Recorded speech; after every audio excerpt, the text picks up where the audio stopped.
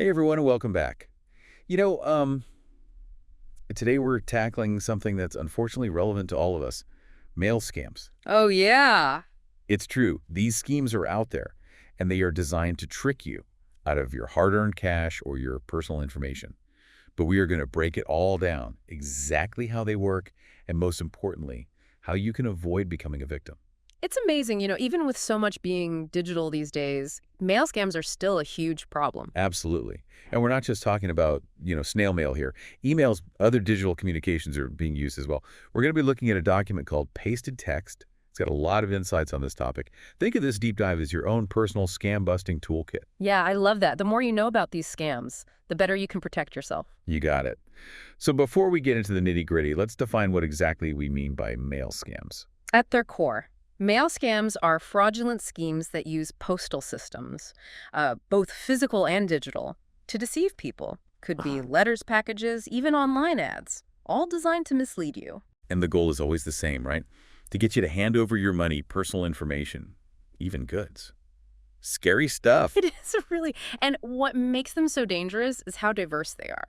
Pasted text actually outlines several common types. Hmm. Honestly, some of these are so clever, it's almost unbelievable. Let's start with the prize or sweepstakes scam. I think we've all encountered this at some point. Yeah, this is a classic. You get that exciting letter or email, you've won the lottery or a dream vacation, but there's a catch. They might tell you that you need to pay taxes or fees up front to claim your prize. Playing on that desire for easy money, right, makes you think you've hit the jackpot, when really it's a scam. Exactly. And they often use official-looking logos, convincing language, and a sense of urgency to pressure you into acting quickly. Oh yeah, I've seen that. Act now or your prize will be forfeited. That's a common one. Another scam that preys on people's emotions is the fake charity scam.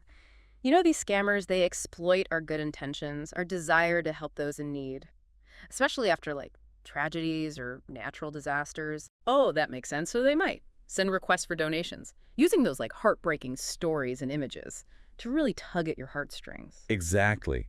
And what makes it even trickier is they use names that sound like real charities. It can be really tough to tell the difference. It really highlights the importance of doing your research before donating, especially to those soliciting through the mail. Absolutely. A quick online search can usually reveal if a charity is legit. Never feel pressured to donate right away. All right, let's shift gears a bit. Something that might be more relevant to business owners. Fake invoice scams. These target businesses specifically. Right. Taking advantage of the fact that businesses receive invoices all the time. The scammer sends a fake invoice, demanding payment for services or products that were never even ordered. So it might be this official-looking document with company letterhead, contact info, maybe even a fake tax ID number. It all seems so real. And to make matters worse, they'll use threatening language, claiming that failure to pay will result in legal action or damage to your credit score. That's just awful, playing on people's fear like that. Yeah, it's a tactic designed to make you panic and pay up. Speaking of fear tactics, debt collection scams really get to me. I mean, the idea of someone trying to collect a debt you don't owe, terrifying. Absolutely.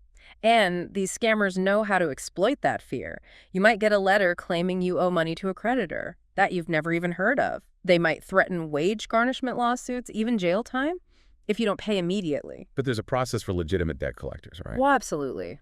They can't use those scare tactics. A huge red flag is if they demand payment via wire transfer or gift cards. Legitimate businesses don't do that. So if you get one of these letters, what should you do? First, don't panic. Take a deep breath and think clearly. Then contact the supposed creditor directly, using contact info you find on your own. Don't rely on the information in the letter. Okay, solid advice. Let's move on to check overpayment scams. Pasted Text had a great example of this with a car sale. Right. This is common when people are selling online. Let's say you're selling a car. A buyer sends you a check for the purchase price, but the check is for more than you agreed on. Oh no, I see where this is going. They say it was a mistake and ask you to wire back the difference. Exactly. They'll be very apologetic, eager to correct the mistake. But the check is fake. By the time your bank realizes it, you've already wired the money and you're out the entire amount. Clever.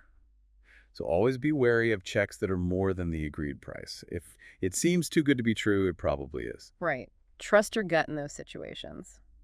Now, this next one is usually associated with the internet, but it can happen through mail, too. Phishing by mail. Really? I thought phishing was just an online thing. It's more common online, but scammers are adapting.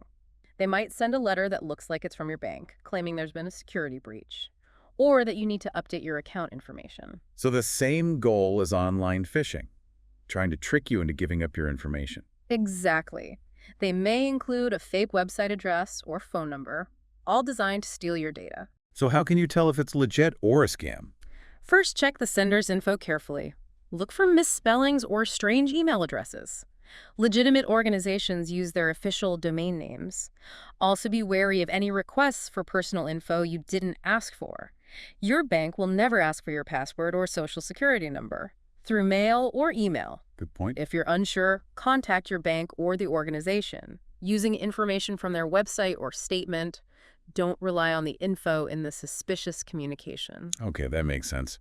Let's talk about something that preys on people's desire for flexibility and income. Work-at-home scams. I feel like these have been around forever. Oh, they have, and they're successful because they appeal to so many people. These scams often promise easy money for simple tasks, like stuffing envelopes, processing rebates, or assembling products at home. Sounds simple and tempting, but there's always a catch, right? There is. You'll be asked to pay upfront for materials, training, or certification before you can start. But once you send the money, the work never shows up, and you're left with nothing. Frustrating. So what's the big red flag here? Any work-at-home opportunity that wants upfront payment, or sounds too easy, is a red flag. Legitimate work-from-home jobs exist, but they're usually posted on reputable job boards or company websites. Okay, good to know.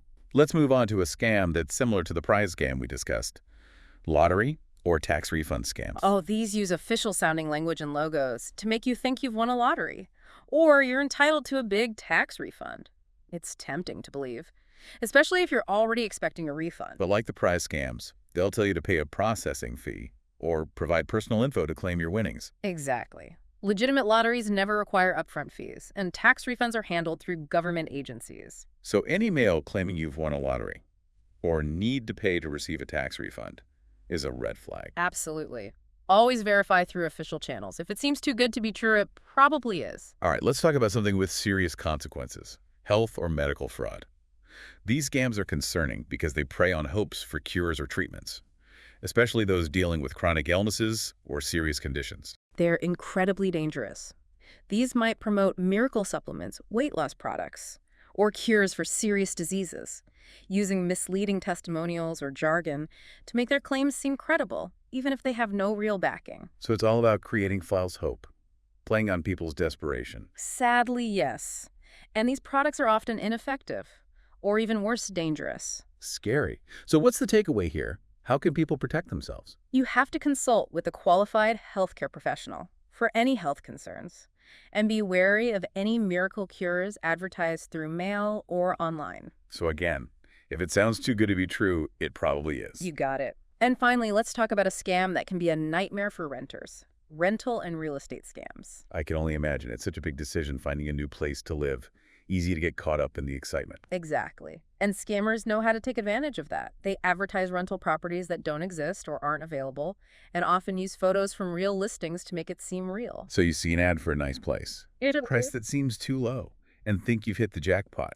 Right. But when you contact the landlord, they might ask for a deposit or rent before you've even seen it, claim they're out of town, any excuse to not let you see the place. And once they have your money, they disappear. Exactly. A heartbreaking scam. So what's the key takeaway here? How can people avoid this?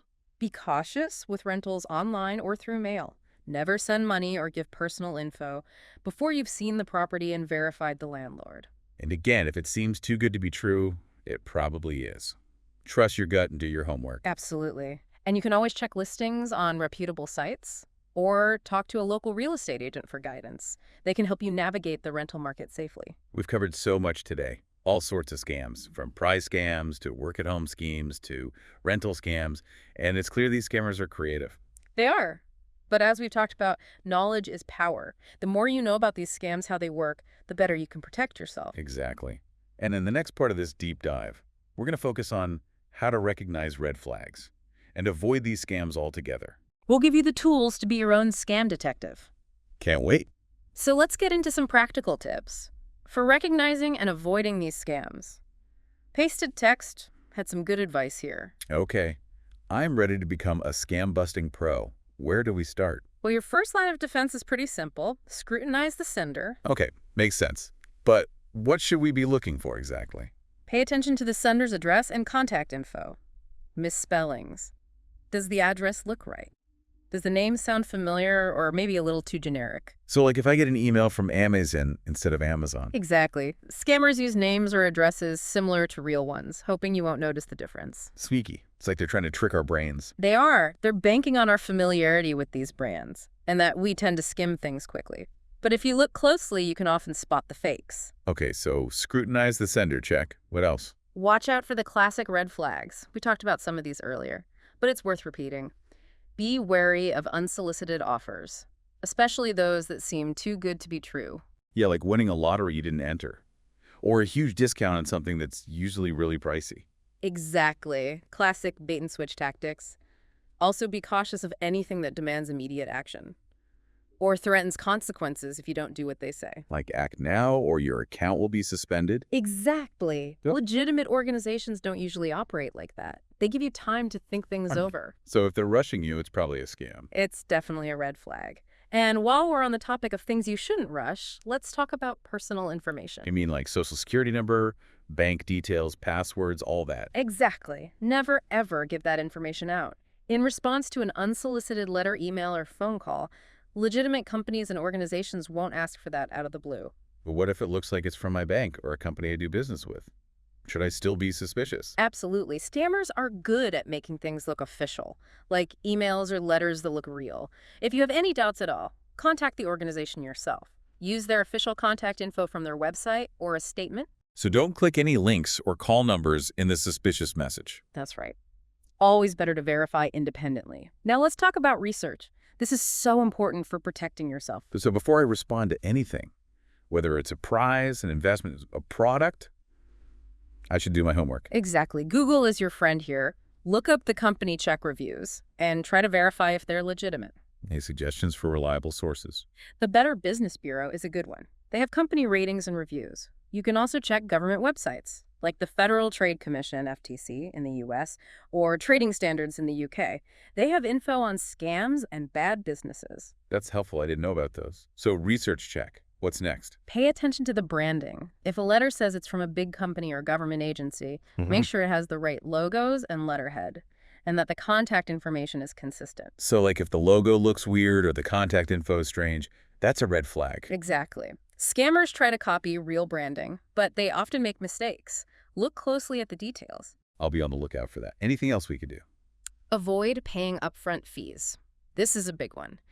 Be wary of anything that asks you to pay for a prize, a job, or an investment opportunity. That seems obvious, bud. It's easy to get excited about an offer and miss those red flags. It happens, remember.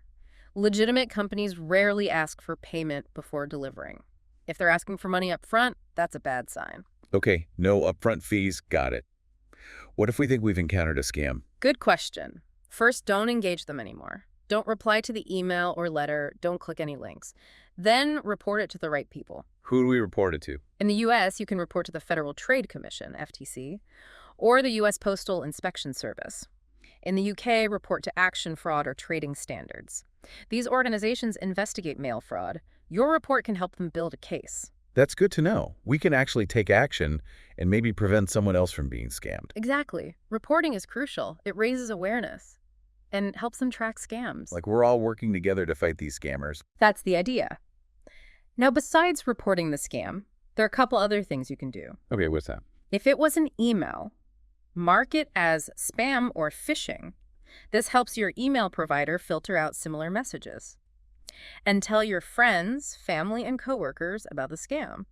Spreading awareness is powerful. I like that. Like creating a network of informed people. Exactly. And remember, even if you didn't fall for the scam, reporting it is still important. It helps protect others who might be more vulnerable. Okay. I feel much better about recognizing and avoiding these scams now. But there's one thing pasted text didn't really talk about that I think is really important. What's that? Emotional awareness.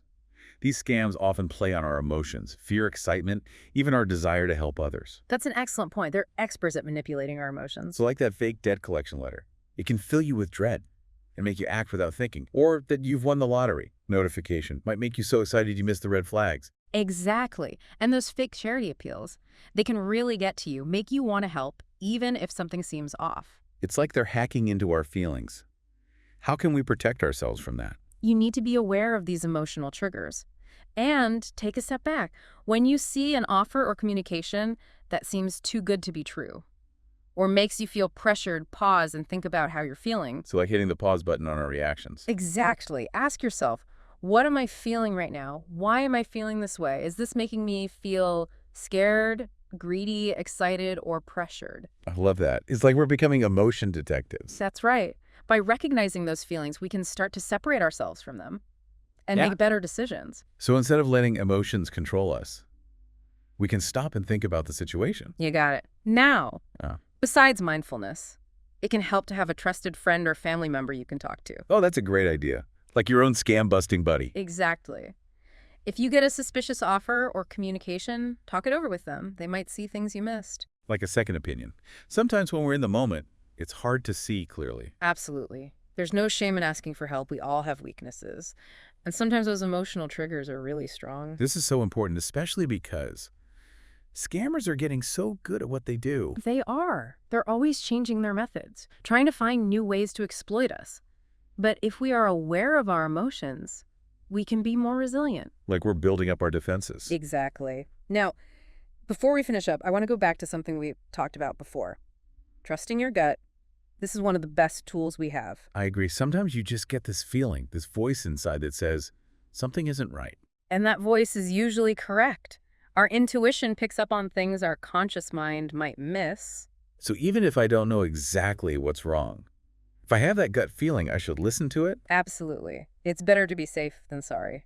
Investigate further rather than ignore it and maybe become a victim. That's a good reminder. It's easy to talk ourselves out of those feelings, especially if the offer seems really good. I know, but remember, scammers are good at making things look real. Your gut instinct is often your best defense. This has been so helpful. I feel like I know so much more about mail scams now and how to protect myself. I'm glad to hear that. Remember, knowledge is your best defense. Be vigilant, and you can greatly reduce your risk of being scammed. And we need to tell our friends and family too, especially those who might be more vulnerable. Yes. Spreading awareness is one of the best ways to fight this. We can all help protect each other. Exactly. And remember, if you're ever not sure about something, don't hesitate to ask the authorities or other trusted sources. Well said. This has been a really informative conversation. Thank you for sharing your expertise. You're welcome. Stay vigilant, stay informed, and stay safe. And to everyone listening, thank you for joining us. Remember, knowledge is power. Use the information we talked about today to stay safe from these scams. Until next time, stay curious, stay informed, and stay scam-free. Okay, so we've talked about, recognizing those emotional triggers, but how do we actually use that? That's where mindfulness comes in. When you see an offer, or something that seems too good to be true, or it makes you feel pressured, just take a moment to pause and think about your emotions. Like hitting the pause button on our reaction. Exactly. Ask yourself, what am I feeling right now? Why am I feeling this way? Is this triggering fear, greed, excitement, or urgency? I love that. It's like we're becoming emotion detectives. That's it. And by recognizing those feelings, we can detach from them and make more logical decisions. Instead of letting our emotions control us, we can step back and assess things. Exactly. Right. Now, besides mindfulness, it can be really helpful to have someone you trust to talk to. Oh, that's a good idea. Like having the scam-busting buddy. Yeah. If you get a suspicious offer or letter, talk it over with them. They might be able to see things you don't. Like a second opinion.